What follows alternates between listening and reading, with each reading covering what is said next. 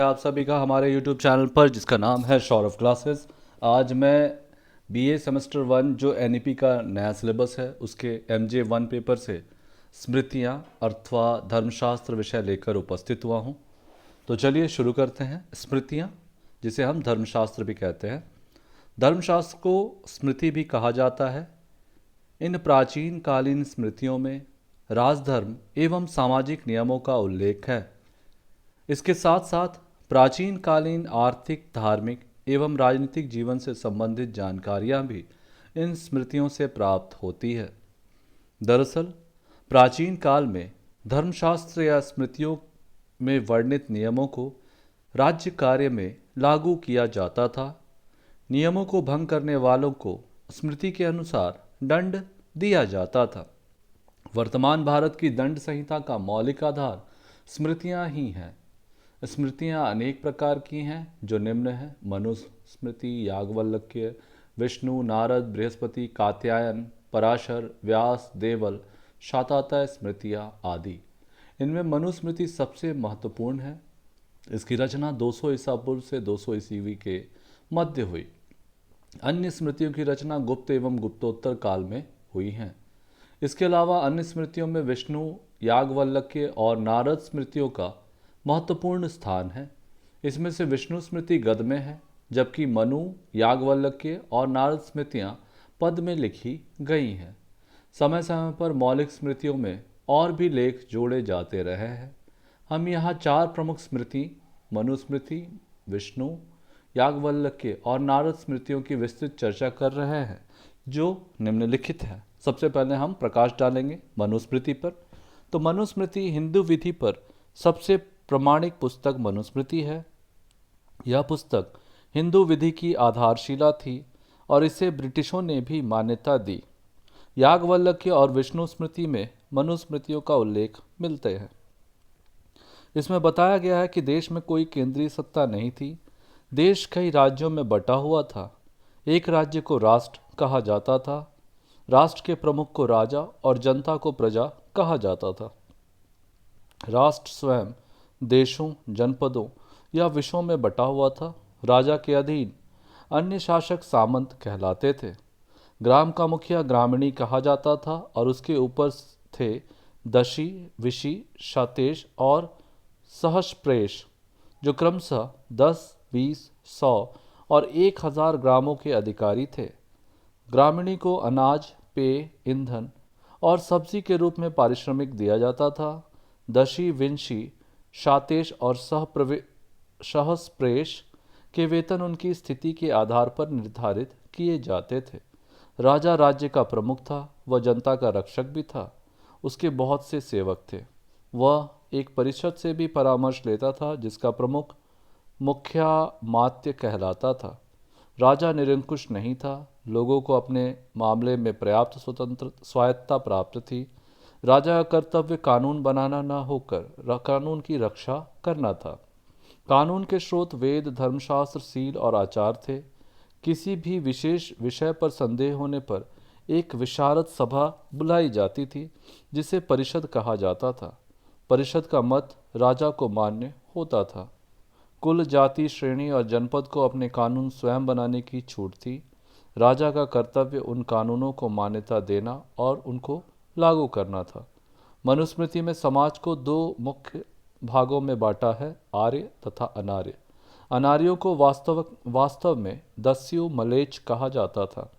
दस्यु शब्द में चांडाल, श्वपक आदि सम्मिलित थे।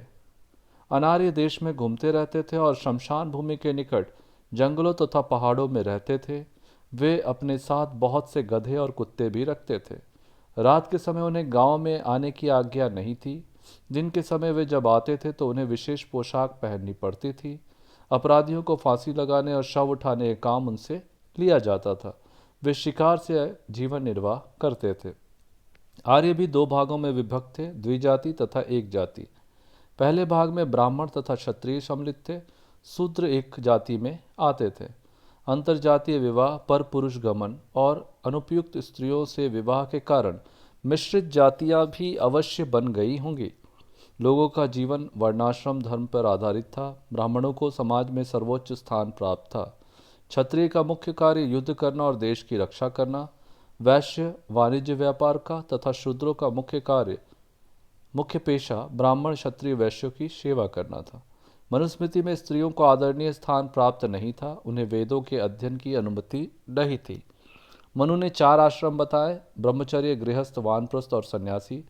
उपनयन संस्कार के बाद ब्रह्मचारी के रूप में बालकों की शिक्षा प्रारंभ होती थी। विद्यार्थी अपने गुरु के पास रहकर अपना आध्यात्मिक एवं शारीरिक विकास करते थे। प्रत्येक विद्यार्थी को संध्या और अग्निहोत्र करने पड़ते थे। लोगों का मुख्य कार्य कृषि था। कृषक एक वर्ष में 2 फसलें उगा लेते थे। जो लोग अपनी भूमि पर ठीक से खेती नहीं करते थे, उन्हें दंड दिया जाता था। उत्पादन का 1/4, 1/8 या 1/12 भाग राज्य को भूमि कर के रूप में प्राप्त होता था। गाय, भैंस, भेड़ और बकरी को पाला जाता था, जिसके कारण दूध और घी की बहुलता थी। लोग पुरों, नगरों और ग्रामों में रहते थे। वे कारीगर, सुनार, रंगसाज, धोबी, दर्जी, जुलाहा, ठठेरा आदि का कार्य करते थे। आदान प्रदान के लिए धन एवं वस्तु विनिमय दोनों प्रथाएं प्रचलित थी। संबंधित व्यापारियों से परामर्श के बाद सरकार सभी वस्तुओं का मूल्य निश्चित करती थी। इस प्रकार से तत्कालीन सामाजिक, आर्थिक और राजनीतिक एवं धार्मिक पहलुओं की चर्चा मनुस्मृति में की गई है। दूसरी है याज्ञवल्क्य स्मृति। याज्ञवल्क्य स्मृति मनुस्मृति की अपेक्षा अधिक नियमित है। यह संक्षेप रूप में है, किंतु इसमें कई नए विषयों की जानकारी दी गई है जिनकी मनु ने चर्चा नहीं की थी।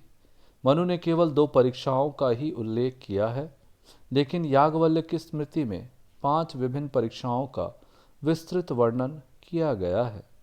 मनु ने ब्राह्मण को शूद्र कन्या से विवाह करने की आज्ञा दी है, लेकिन याज्ञवल्क्य ने इसकी निंदा की है। मनु ने नियोग की भर्त्सना की है, लेकिन याज्ञवल्क्य ने ऐसा नहीं किया। मनु ने न्यायालयों में लिखित प्रमाणों की ओर संकेत भी नहीं किया, लेकिन याज्ञवल्क्य ने उसकी विस्तृत चर्चा की है। याज्ञवल्क्य ने विधवा स्त्रियों के अधिकार स्पष्ट रूप से व्यक्त किए हैं, लेकिन मनु ने ऐसा नहीं किया। याज्ञवल्क्य ने वेदों, वेदांगों और 14 विधाओं का उल्लेख किया है। उसने दंड नीति, स्मृति, सूत्रों और भाष्यों का उल्लेख किया है। यदि धर्मशास्त्र और अर्थशास्त्र परस्पर प्रतिकूल हो तो धर्मशास्त्र का मत मान्य होगा। याज्ञवल्क्य ने ब्राह्मणों के विहारों का भी उल्लेख किया है, जहाँ विद्वान लोग वेदों का गंभीर अध्ययन करते थे। उसने कुल, जाति, श्रेणी, गण और जनपद जैसे अनेक निगमों का उल्लेख किया है, जिन्हें अपने आंतरिक मामलों में स्वायत्तता थी। तीसरी है विष्णु स्मृति। इसकी रचना याज्ञवल्क्य स्मृति के पश्चात की गई, क्योंकि इसके कुछ भाग स्पष्ट ही याज्ञवल्क्य स्मृति से लिए गए प्रतीत होते हैं। विष्णु ने वेदों की संहिता, इतरे, ब्राह्मण, पुराणों, धर्मशास्त्रों, व्याकरण और वेदांगों का उल्लेख किया है। इसमें सती प्रथा के प्रचलन का भी वर्णन है। कापालिक और शूद्र सन्यासी भी होते थे। लोगों को मलेच्छ और अंत्यजों से ना बोलने के लिए कहा गया था। उन्हें वासुदेव की पूजा करनी होती थी।